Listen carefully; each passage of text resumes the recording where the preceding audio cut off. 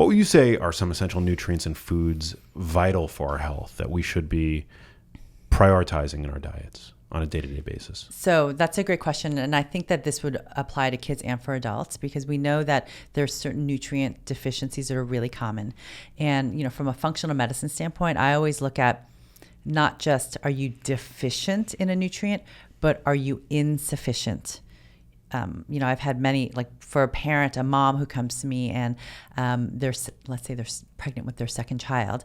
And I've recommended that they ask their OB to check vitamin D levels, which thankfully is becoming more and more routine, because we found that low prenatal vitamin D levels in moms can increase the risk for a variety of different neurodevelopmental concerns in their offspring, in their babies. And so, a lot of times they'll come back and say, oh, my doc said it's normal. It's normal, right? So then I want to know, well, what is the exact number, right? Because normal, let's take Quest, for instance, a normal value might be 20 to 100. That's a really big range. And so if a mom is 22, okay, they're in the normal range. That is way not optimal, for themselves, for their brain, for their immune systems, and for the developing babies. I like vitamin D levels to get up to about 60 to 80. If you have any sort of autoimmune condition going on, I might even push it up a little bit more. Mm-hmm. So the most common nutrient deficiencies or insufficiencies in children and adults: vitamin D, magnesium, zinc, iron, and your omega-3s, right? I mean, this is for adults too. Wow. Right. So focusing on the foods, I mean, I have, shopping lists for parents of, the foods that are really rich in each of these nutrients. Because of course we'd like to get everything from food if possible. A lot of times though, let's take zinc, for instance. Zinc levels are highly correlated with animal protein intake, right? So I did have one mom whose child, we were able to get her zinc levels up really, really nicely. And I was like, oh, what are you doing? Right. And what she was doing was grinding up raw pumpkin seeds and just sprinkling them in everything. Oatmeal, her baked goods, in salads, I mean, everything. And in her smoothies, and her zinc went up really nicely. But oftentimes, I mean, it really does correlate with animal protein intake. Now, why is zinc, especially for children, important? Well, zinc is really important for your immune health. It's really important for your sensory system. So for kids who are really picky, everything tastes gross, or they only like certain textures, or the sensory kids who, when there's a vacuum or a blender and they have to cover their ears because it's too loud, or, parents just know they buy shirts without the tags or seamless socks, right? They only wear the softest of jeans. That's a zinc issue. Wow. Mm-hmm. So one pearl, like if you're listening as a parent, or sometimes a grown-up too, I've had moments where the same sweater, I have this black cover-up that, the shawl that I wear in the winter time, and some days the tag bugs the crap out of me, and I'm like kind of scratching at it, and then other days it's like nothing. Right. So on those days, I'm like, oh, I need a little more zinc. Right. Well, what's the mechanism there?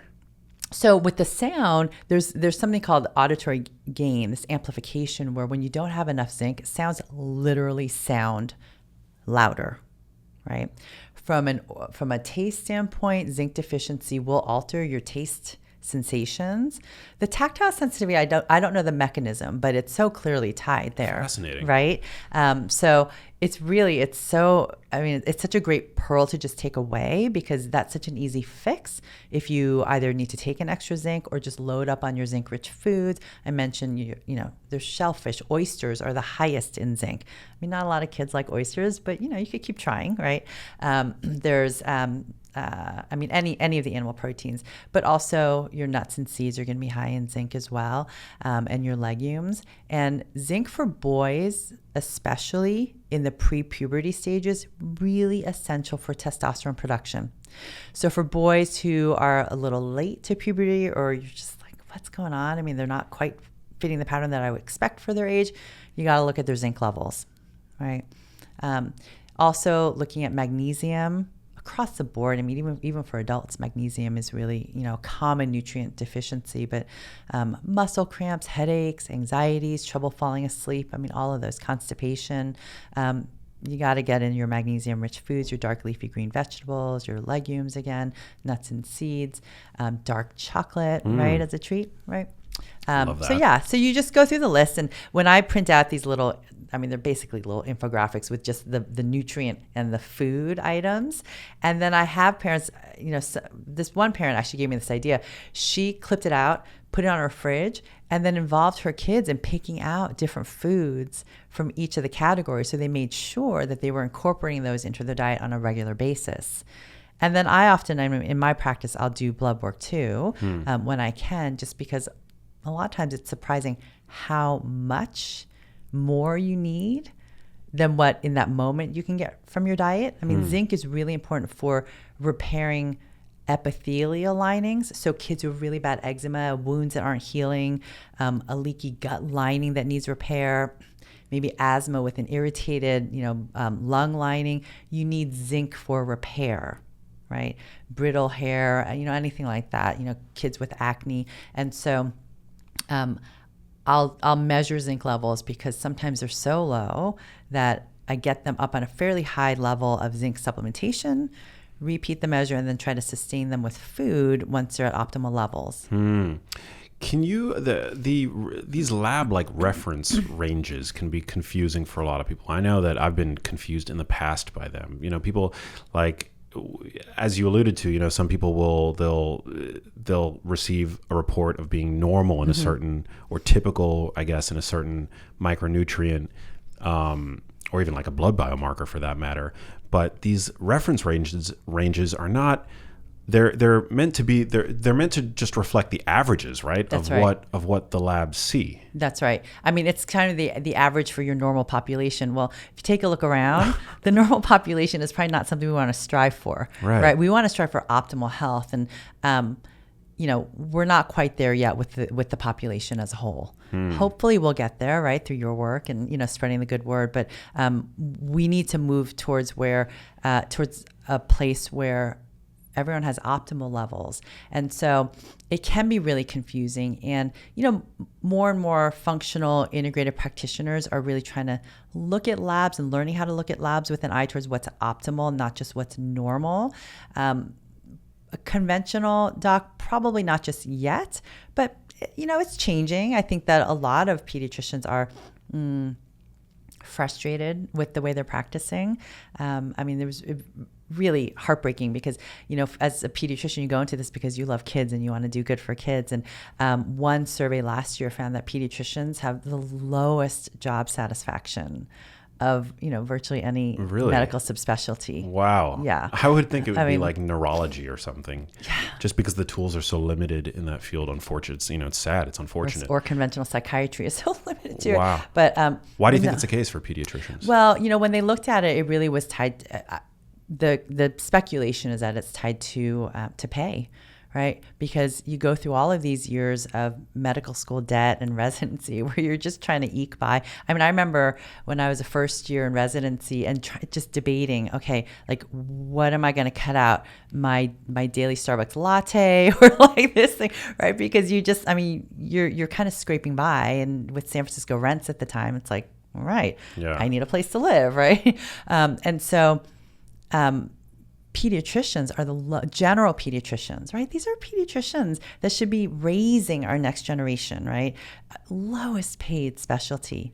It's like teachers, right? One of the lowest paid professions. Where are we putting our priorities? And so, even this last year, there's something called the match in medical school where, as a medical student, you write down your list of whatever top 20 residencies you'd love to go to. You interview at these places. Residencies put in order their top list of residents that they would like. And then on match day, you're magically matched with this computer system to a program, right? Well, first of all, that's so stressful, right? But this past year in the match, pediatrics had the most remaining open spots. Wow. Which, we got to think, how are we also treating and raising our next generation of pediatricians? And, I know a lot of my pediatric colleagues are now looking into integrative pediatrics and functional medicine because it gives more tools, like you said, right, to help this child who is presenting with a little scratchy skin. And you're like, oh, how do I prevent the allergic march? I mean, they have eczema when they're 4 months, and they're starting to wheeze when they're 9 months, and then they're going to develop hay fever, and they're more at risk for autoimmunity later on. And you're kind of just watching this march happen and giving things like antihistamines, which now we know further disrupt the microbiome, or lathering on steroids, which can affect their adrenal glands, even if it's just topical. And so I mean, that for me was why I went into functional medicine and integrated medicine, because it just was so frustrating to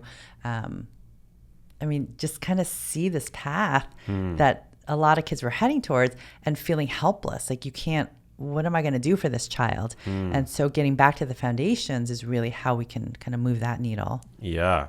On the other hand, I mean, the gratitude that you must see from parents, when you're helping out one of their babies, it's got to be so nice. I mean, it's just, there's nothing like, holding that baby and just, watching the light in parents' eyes. And then this year, through the pandemic, because my practice I opened up in 2004. So a lot of kids now are moving on to college. And so the past couple of years, I've had just this kind of big cohort of kids graduating and moving on to college. And so what makes me so feel like I've done my job is that a lot of these kids now, they are coming to me asking me really smart questions about their health. They're really thinking about decisions that they're making. I have a lot of girls who, want to have a conversation around starting the birth control pill before they go off to college, and they're asking about side effects and what should I look out for, and is there anything that I can do to help prevent some of those side effects? I mean, that's what we want, right? And they're they know how to cook. I want every kid to know how to cook by the time they leave the house. They know how to do the laundry, right? They know how to just manage. They know how to just live in a more responsible way, so that they have more confidence. I mean, kids who learn how to cook when they're younger, they are way more likely in young adulthood to actually eat vegetables. Wow. Right? And to serve vegetables to their own kids when they're parents. Hey, if you liked that video, you need to check out this one here, and I'll see you there.